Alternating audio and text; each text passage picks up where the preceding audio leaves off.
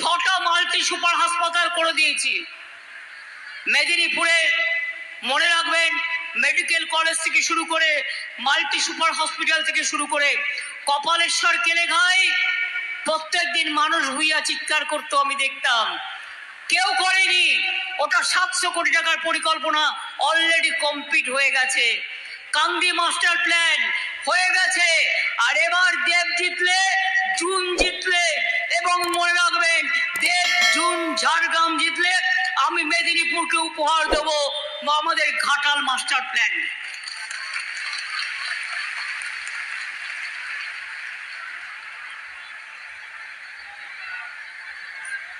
আমরা self help গ্রুপে যারা কাজ করে অনেক সময় মেলায় টেলায় তারা যান, কিন্তু সারা বছর তাদের বিক্রি বাটা হয় না।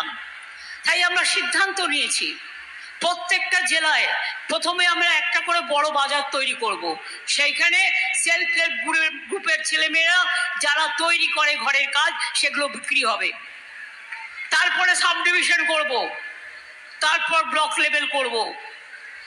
আপনারা বলুন তো, উন্নয়নে অনেক এগিয়ে বাংলা, উন্নয়নে কেউ পারবে না, পৃথিবীর সেরা বাংলা, বিশ্ব বাংলা। এটা বাংলার ইলেকশন নয়। বাংলার ইলেকশন হলে আমি কৈফিয়ত দিতাম দাঁড়িয়ে দাঁড়িয়ে, এখনো দিলে আমার রামায়ণ, মহাভারত, কোরআন, বাইবেল শেষ হয়ে যাবে, তা আমার কাহিনী ফুরবে না। 67টা স্কিম আমরা চালাই, ছোট থেকে বড়, জন্ম থেকে মৃত্যু। জিজ্ঞেস করুন 100 দিনের কাজ কাদের টাকা দেওয়ার কথা?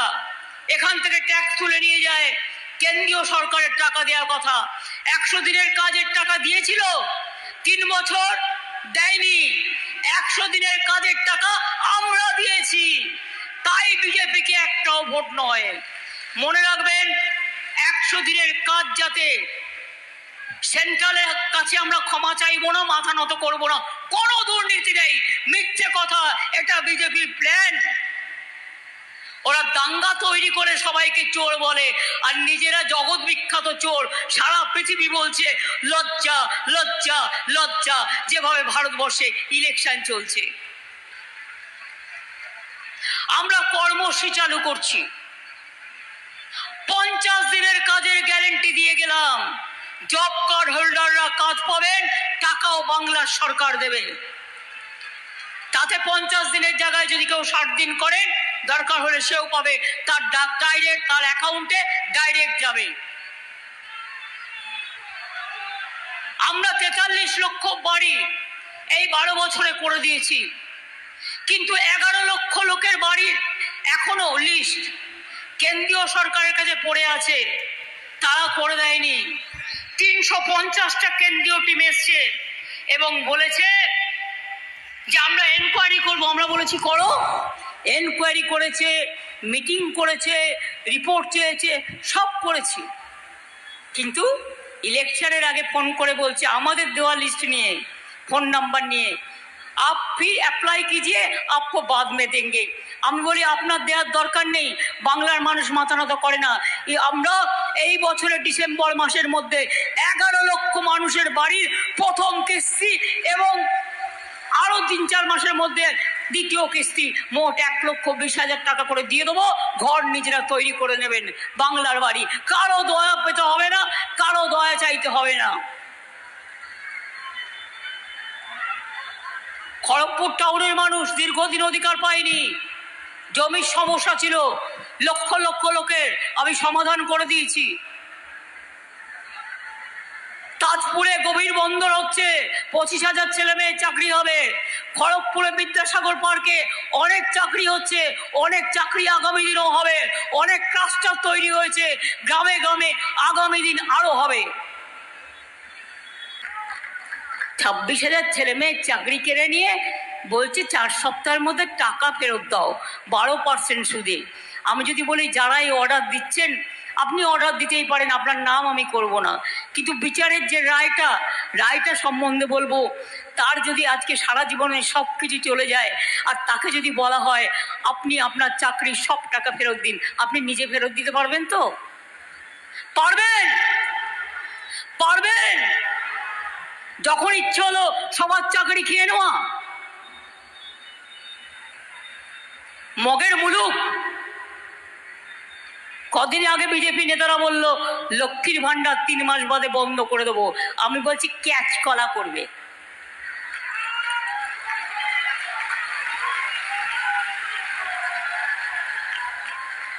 ক্যাচ কলা খাও, কাঁচা কলা যেটা আমরা বলি, শরীর ভালো থাকবে। ওটা তো আয়রন আছে, শরীর ভালো রাখে, পেট ভরায়, ওটা ভালো করে খাও। কিন্তু মনে রেখো, লক্ষ্মীর ভান্ডার নিয়ে টুফা করবে না। তোমাদের টাকা নয়, এটা মা বোনদের টাকা, মা বোনদের অধিকারের টাকা, আত্মসম্মানের টাকা।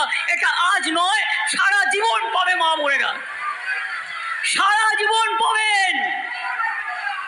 60 বছর হয়ে গেলেও 6 লক্ষ বাদ হয়ে যেতে পারে। আমি বলেছি না, কন্যাশ্রী আমার যেমন 1 নম্বর আছে, 2 নম্বর কলেজে আছে, 3 নম্বর বিশ্ববিদ্যালয় আছে, তারপরে স্মার্ট কার্ড আছে। লক্ষ্মীর ভাণ্ডারে বলে যাই 60 বছর পর্যন্ত আছে, 60 বছর পরেও যতদিন বাঁচবেন ততদিন পাবেন। এটা আপনার পাওনা, আপনি পাবেন। শুধু হাত দিয়ে দেখুন, মায়েদের ঝান্নার খেলা দেখেছেন? হাতা ঝান্নার খেলা, হাড়ি কড়াইয়ের খেলা, বটিতে তরকারি কাটার খেলা দেখেছেন? দেখেননি, দেখবেন কি করে? গরিব মানুষের মর্মটাই তো জানেন না, সাধারণ মানুষের মর্মটাই তো আপনারা জানেন না। দুপুরে খেতে গেলেই দেখবেন ভাতের তালায় ওনার ছবি। মিথ্যে কথার বাহার, রেশনে টাকা দেয় না, মিথ্যে কথা, আমরা নিই না ওনারটা। আমি হিসেব দিয়ে বলে দিচ্ছি, আমাদের রেশন দিতে 9 কোটি লোককে 9,000 ছিল আমাদের, কেন্দ্রের ছিল 7,000, 16,000 কোটি টাকা করে বছরে লাগতো।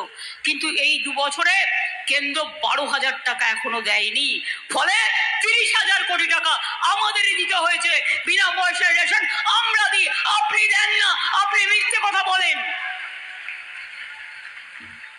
জলস্বপ্নে প্রকল্পে অর্ধেক টাকা আমরা দিই, জায়গা আমরা দিই, মেনটেনেন্স আমরা করি, আর পাবলিসিটি আপনারা করেন। আস্তে আস্তে মানুষের ঘরে আগামী 1.5-2 বছরের মধ্যে সবার বাড়িতেই জল পৌঁছে যাবে। এটা একটা বিপ্লব, জল বিপ্লব মনে রাখবেন, যাতে মানুষ শান্তি পায়। এরকম অনেক পরিকল্পনা আছে। সংখ্যালঘুরা মুসলিম বলে ঐক্যশ্রী বন্ধ, যারা মেধাশ্রী ওবিসি তাদেরও টাকা বন্ধ। মেয়েদের জন্য নাকি অনেক কাজ করে, একটা পরিকল্পনা করেছিল বেটি বাঁচাও বেটি পড়াও, দেখেছেন কেউ চোখে? 100 কোটি টাকা রেখেছিল সারা দেশে, মানে একটা রাজ্যের ভাগ্যে 10 টাকাও পড়বে কিনা ঠিক নেই। তার মধ্যে 90 কোটি টাকা খরচা করেছিল নিজের প্রচারের জন্য। আর আমাদের এখানে 1 লক্ষ, মানে 1 কোটি এখন কন্যাশ্রী, তার স্কুলে পায়। 18 বছরে বিয়ে না করলে 800 টাকা পায়, এই 25,000 টাকা পায়, কলেজে পায়, স্কুলে পায়, বিশ্ববিদ্যালয়ে পায়, শিডিউল কাস্ট শিডিউল ট্রাইবরা শিক্ষাশ্রী পায়। হিন্দু ছেলেমেয়েরাও জেনে রাখবেন, ইকোনমিক যারা পুয়ার ব্যাকওয়ার্ড সেকশন এবং যারা 60% নম্বর পান তারা স্বামী বিবেকানন্দ স্কলারশিপও উচ্চশিক্ষায় পান।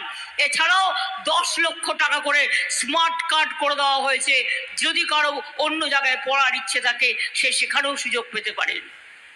স্বাস্থ্যসাথী 5 লক্ষ টাকা করে পরিবার প্রতি আপনারা পাচ্ছেন। আর পরিযায়ী শ্রমিক যারা বাইরে আছে, ভোটটা দয়া করে দিতে বলবেন। আমরা চাই বাইরে ওদের আমরা আরেকটা করে স্বাস্থ্যসাথী 5 লাখ টাকার দেব, যাতে ওরা বিপদে পড়লে ওদের ট্রিটমেন্ট করতে যাতে কোনো অসুবিধে না হয়। কারণ আমি জানি আপনাদের মিদনাপুরের লোকেরা খুব ভালো সোনার কাজ করে, খুব ভালো হাতের কাজ করে, খুব ভালো তাঁতের কাজ করে, খুব ভালো শিল্পীর কাজ করে। এই তো কদিন আগে একটা বাস ঘুরতে গিয়েছিল উড়িষ্যায়, পড়ে গেল, 4 জন মারা গেল।